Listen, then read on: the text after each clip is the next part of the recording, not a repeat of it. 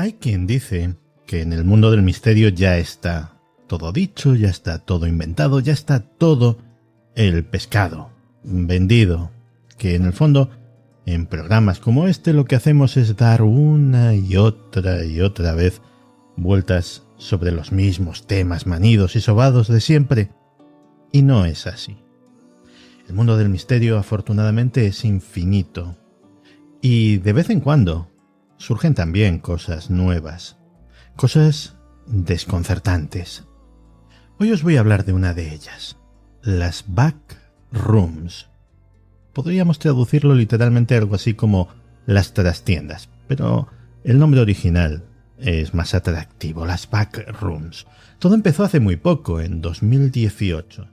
Un usuario anónimo en un foro de internet publicó una fotografía extraña, desconcertante, algo espeluznante. Un gran espacio que parecía una oficina abandonada. Tenía paredes amarillas, alfombras manchadas, no había ventanas, había luces fluorescentes en el techo y todo tenía un aspecto laberíntico. La fotografía inmediatamente llamó la atención y mucha gente comenzó a comentarla. Al final, en ese mismo hilo, una persona dio aparentemente la explicación de todo aquello. Esta persona anónima dijo que esa fotografía representaba algo que nadie debería ver. Un lugar habitado por entidades que podían atormentar nuestros sueños. Las backrooms. Se supone que son un lugar fuera de nuestra realidad, de nuestra dimensión, que contiene múltiples habitaciones dispuestas como un laberinto y que, no se comporta de una forma típica. Algunas personas creen que las backrooms son una manifestación de nuestra mente inconsciente, mientras que otras creen que es un lugar físico al que se puede acceder a través de los sueños o de otros medios. En este poco tiempo, en estos pocos años, han surgido muchas teorías sobre las backrooms, pero hay pocas pruebas concretas que apoyen alguna de ellas. Algunos creen que a estas backrooms se accede de forma accidental, a través de lo que podríamos denominar como agujeros en nuestra realidad, portales invisibles que llevan a otro sitio. Un día vas caminando tranquilamente, absorto en la pantalla de tu teléfono móvil, sin darte cuenta de que vas a chocar contra una pared. Y no chocas, la atraviesas. Y entonces es cuando vas a parar a las backrooms. La primera sala, que los que difunden estas historias la llaman nivel 0, es descrita como un gran edificio con paredes amarillas, alfombras mohosas, luces fluorescentes mal colocadas, un laberinto con aspecto de edificio de oficinas abandonado. Se dice que es raro encontrarse con entidades en el nivel 0, pero si lo haces, suelen tener aspecto humano y ser decididamente hostiles. El nivel 1 es similar al nivel 0 en apariencia, pero tiene luces parpadeantes y momentos ocasionales de completa oscuridad. Se dice que se accede a él a través de las salidas del nivel 0, que o bien pueden llevarte al exterior, al mundo normal, o bien conducirte al siguiente nivel. En el nivel 1 ya comienzan los ruidos extraños, como gritos, como maquinaria. Todavía es posible escapar a través de diversos puntos de salida, pero si la suerte no te acompaña, entonces acabarás en un nivel más profundo, el nivel 2. El nivel 2 es un túnel de mantenimiento industrial con paredes de hormigón y grandes tuberías, y aquí sí que hay seres hostiles con bastante frecuencia. Si ves uno de estos seres, es recomendable que te des la vuelta y corras en dirección contraria.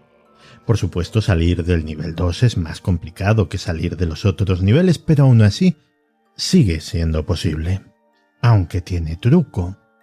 La única forma de salir ya de este nivel no va a ser encontrar una puerta milagrosa que te lleve de regreso a tu realidad, sino abstraerse de todo el entorno inquietante, de los gritos, de los ruidos, del calor de las tuberías, de la posibilidad de que aparezca una criatura hostil, acceder al mayor estado de calma que se pueda, cerrar los ojos, respirar hondo e imaginar que estás de vuelta en tu propia realidad.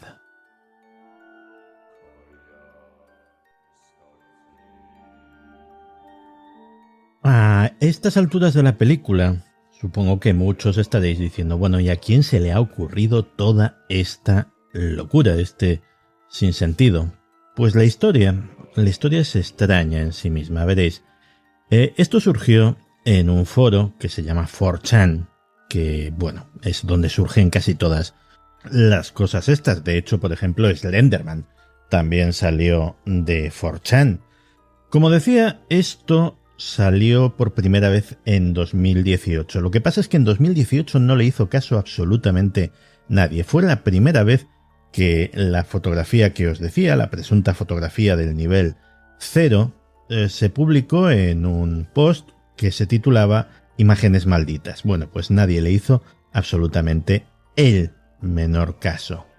Un año después, el 12 de mayo de 2019, ese usuario anónimo volvió a colgar otra tanda de presuntas imágenes malditas, incluyendo otra vez la fotografía del nivel 0. Y por alguna razón, esta vez sí llamó la atención.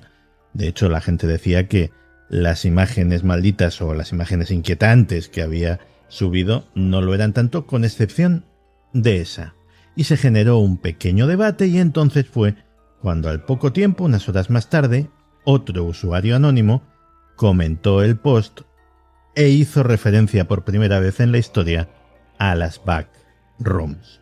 Aquel post no tenía desperdicio porque ahí estaba condensado todo el lore, toda la mitología de este asunto.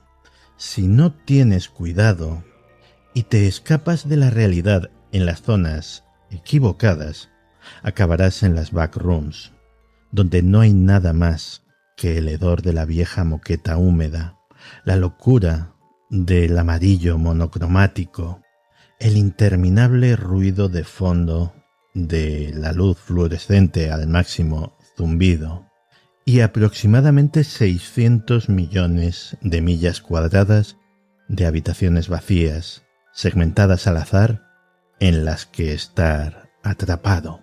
Que Dios te salve si oyes algo merodeando cerca, porque seguro que te hará daño. Y voilà, éxito asegurado. De ahí saltó la historia a otro gran foro, a Reddit, y de ahí a prácticamente todas las redes sociales, Facebook, Twitter, TikTok, Instagram. Las backrooms habían llegado para instalarse en el imaginario colectivo del siglo XXI. Así, a primera vista os parecerá todo esto a lo mejor una tontería, pero contiene algunos misterios genuinos. El primero de ellos es la famosa fotografía del nivel 0. Porque, oye, el asunto se ha hecho viral, el asunto se ha hecho famoso, ha habido mucha gente dedicándole tiempo y sin embargo nadie ha conseguido encontrar la fotografía original. Se han hecho búsquedas exhaustivas en todo Internet y nadie ha dado con la fotografía, así que no cabe otra que pensar que el autor de la fotografía es el usuario anónimo que la posteó en primer lugar. Pero las pesquisas han ido aún más allá, ya que no se puede encontrar el archivo original, porque a lo mejor efectivamente ese era el archivo original. Intentemos identificar dónde fue tomada. Negativo.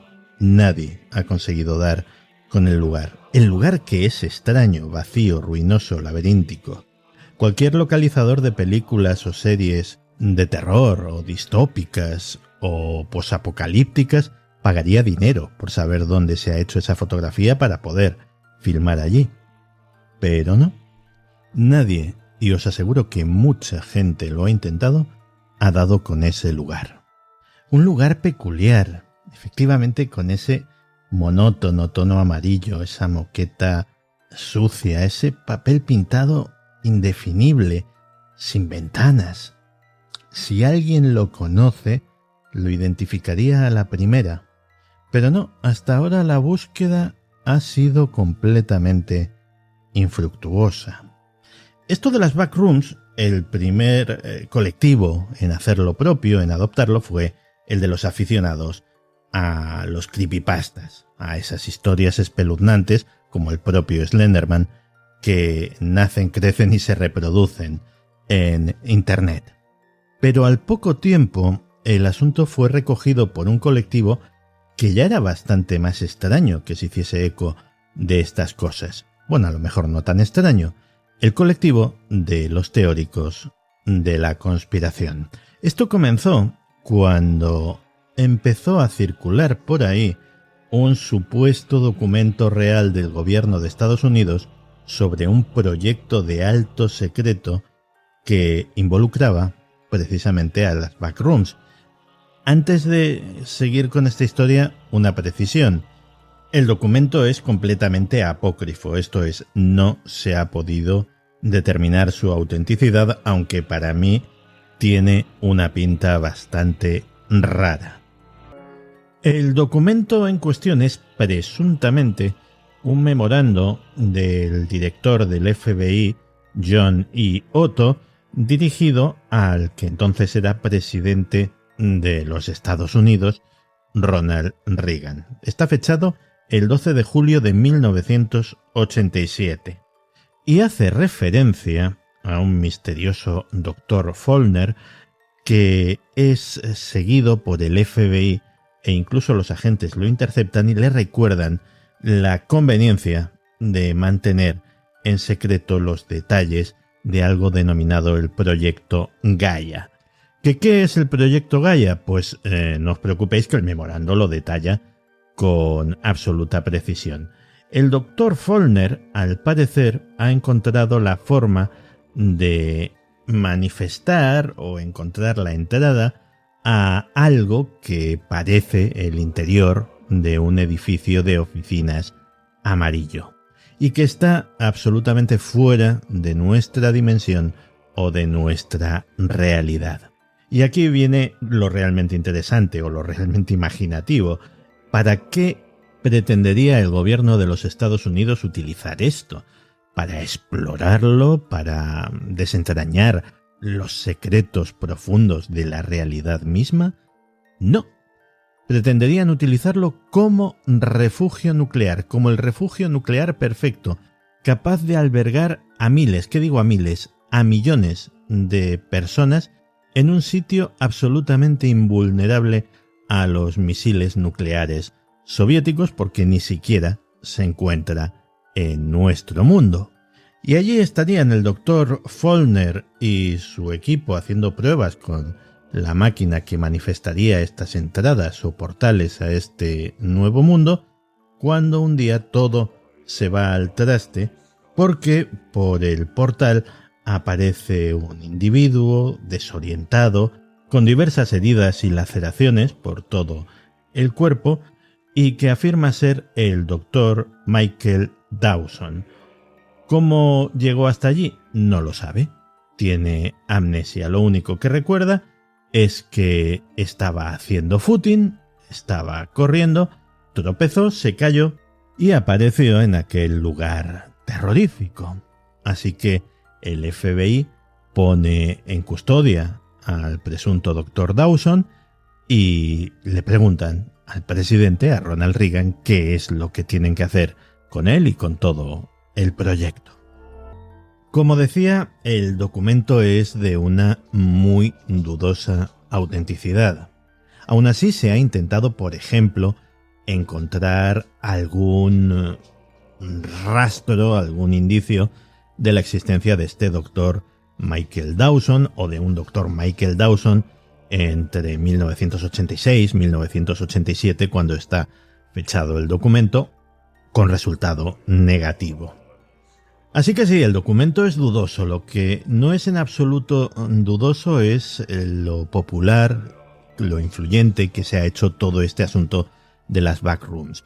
Buena prueba de esto es, por ejemplo, una serie muy reciente de mucho éxito y que os recomiendo vivamente que veáis si no habéis visto aún, que es Separación, cuya ambientación encaja bastante bien con algunos elementos de la historia de las backrooms. Esto es una ficción, pero luego, en la vida real, se han planteado numerosas teorías sobre qué pueden ser. Una de esas teorías es la de las rasgaduras o los desgarrones en nuestra realidad. Es imaginativa. Básicamente dice que las backrooms son una especie de realidad alternativa vacía, que por alguna razón, por algún capricho de estas cosas de las dimensiones alternativas, pues no está ocupada por seres humanos. O que simplemente es una realidad alternativa y punto, un universo paralelo, lo cual es un tema recurrente en las ficciones de los últimos años, pero lo es porque también responde a una hipótesis de la física avanzada que dice que podrían existir estos universos paralelos, aunque no creo yo que los físicos estén pensando precisamente en cosas como las backrooms. En cualquier caso, en el mundo del misterio han existido y existen multitud de historias de lugares en los que existen puertas dimensionales, lugares en los que por accidente hay gente que se introduce en estos, vamos a llamarlos agujeros, en la realidad, desaparecen y no vuelven a ser encontradas, se van a otro mundo del que no pueden volver jamás. Otra teoría es que estas backrooms son en realidad una especie de almacén o de instalación gigante utilizada por organizaciones como la CIA, el FBI, incluso los Illuminati, para reclutar nuevos miembros.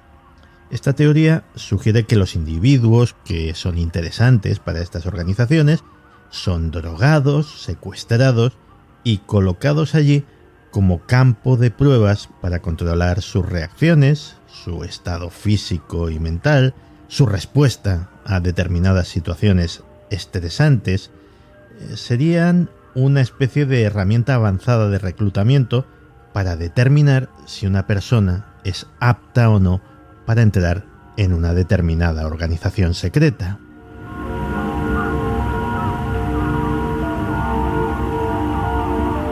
Ahondando en la teoría de que esto puede ser una especie de instalación de experimentación con seres humanos, pues hay quien va más lejos. No, ni la CIA ni los Illuminati, no, directamente son los alienígenas, los propietarios y los administradores de esta misteriosa y gigantesca instalación, o incluso los habitantes de la Tierra Hueca, he leído yo por ahí en algún sitio.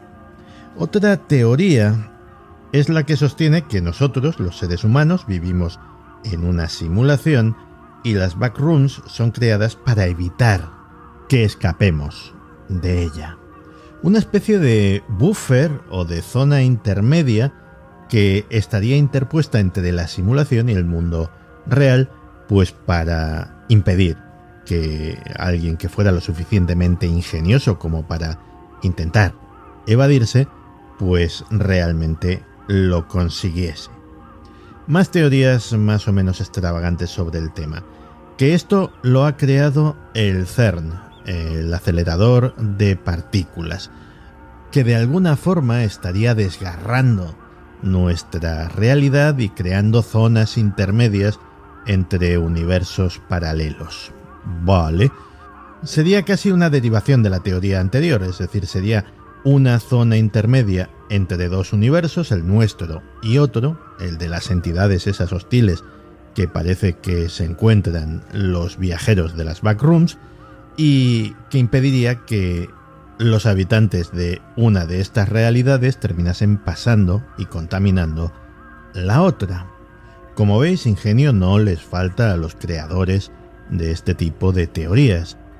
Otra sería que las backrooms son una especie de tulpa, algo que también se ha dicho, por ejemplo, de Slenderman.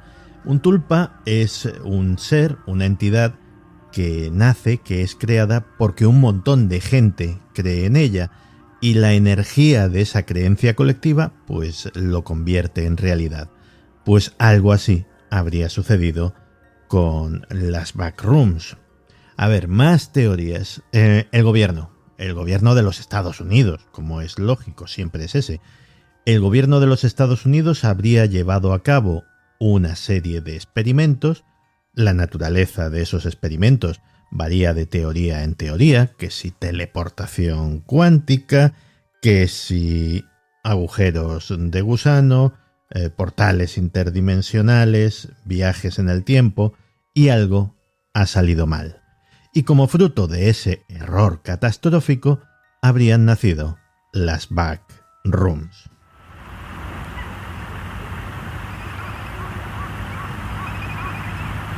Y no creáis que andamos escasos de teorías, que todavía quedan más.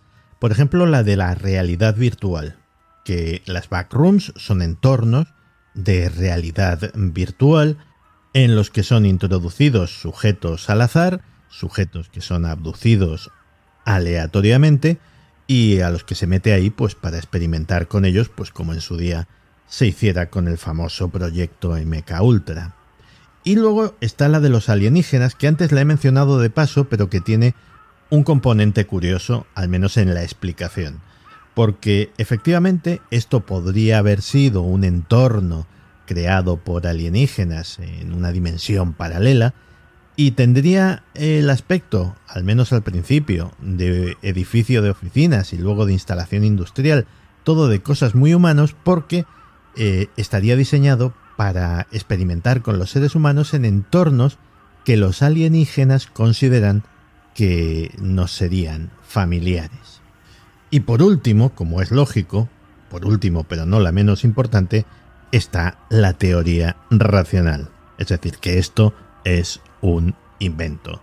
Que alguien puso una foto en las redes sociales, esa foto empezó a cobrar vida propia, empezó a suscitar historias, esas historias comenzaron a su vez a suscitar nuevas historias en un efecto bola de nieve y bueno, al final tienes una leyenda urbana, un creepypasta, un llámalo como quieras, de un calibre monumental con su propio lore, con su propia leyenda, todo ello construido a partir de la más absoluta nada.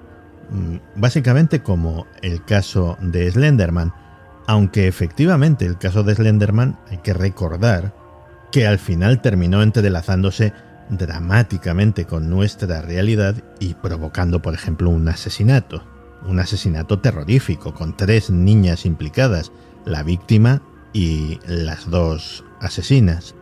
Por supuesto, ni que decir tiene que esta teoría es obviamente la que considero la más probable.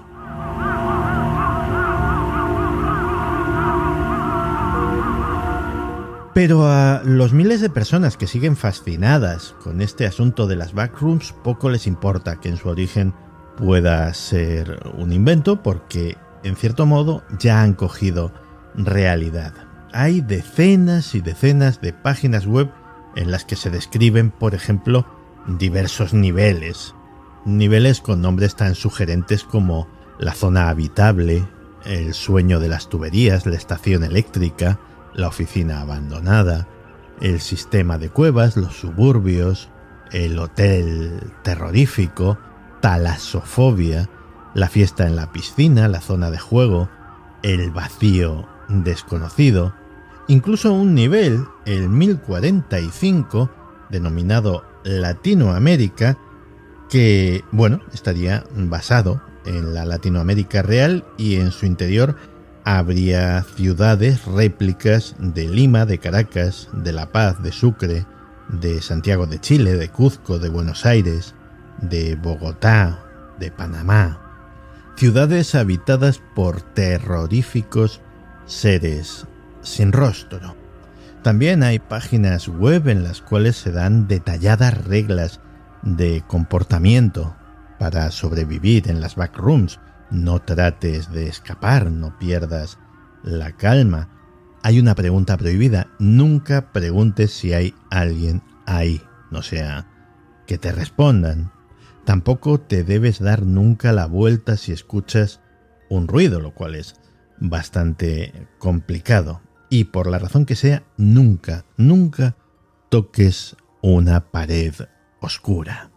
La mayor parte de estas reglas están evidentemente basadas en los tópicos del cine de terror. Algo que evidentemente viene a sustentar que todo esto es un invento, pero ahora viene la parte más interesante, incluso la parte aterradora de toda esta historia. Veréis, pongámonos en la hipótesis más racional, más lógica y más probable, que todo esto es un invento, que todo esto es un creepypasta, que todo esto es una leyenda urbana. Hasta ahí, todo correcto. El problema es que, tal y como ocurrió en su día con Slenderman y los paralelismos entre estos dos asuntos son estremecedores, esto en cierto sentido está convirtiéndose en realidad. Porque cada vez hay más personas que han estado en las backrooms. No han estado físicamente, pero han estado en sueños. Las backrooms se han convertido en una especie de escenario común de una parte de las pesadillas de la población mundial.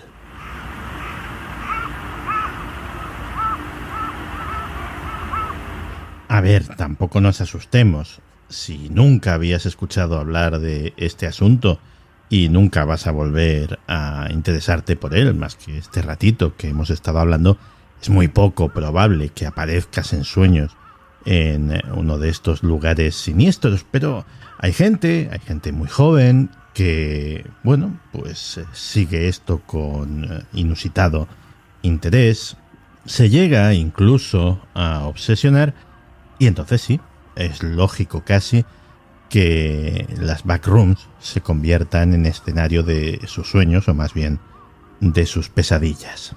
Y esto es relevante porque, en el fondo, estamos convirtiendo en real lo que antes era irreal. No estoy diciendo que estemos convirtiendo en material lo que antes era inmaterial, pero sí lo estamos convirtiendo en real. Algo puede ser real sin tener sustancia material, puede ser absolutamente etéreo, abstracto. Las leyendas, los dioses, la realidad virtual, nuestros propios sueños. Y esto no es simplemente una curiosidad, es algo que puede llegar a ser incluso tremendamente peligroso, porque en nuestro subconsciente, en nuestro inconsciente, en ese universo interior al que no tenemos acceso más que precisamente a través del mundo de los sueños, a veces habitan monstruos. A fin de cuentas, el subconsciente, entre otras muchas cosas, es el mundo, es el reino de las cosas que reprimimos, de nuestras frustraciones, de nuestros traumas, de nuestras fobias, de nuestras decepciones, incluso de las cosas de nosotros mismos que no queremos, que no nos atrevemos a lo mejor a mirar de frente. Y ahora esos monstruos empiezan a tener un lugar, un hogar, un hábitat. Y mientras tanto, Internet, los foros, las redes sociales se van poblando de cada vez más y más gente que cree que los backrooms son reales, o que dice creerlo. A lo mejor nos están troleando a todos. Pero en cualquier caso vivimos días extraños, días en los que de una forma u otra las más oscuras pesadillas, las leyendas urbanas más siniestras pueden hacerse realidad.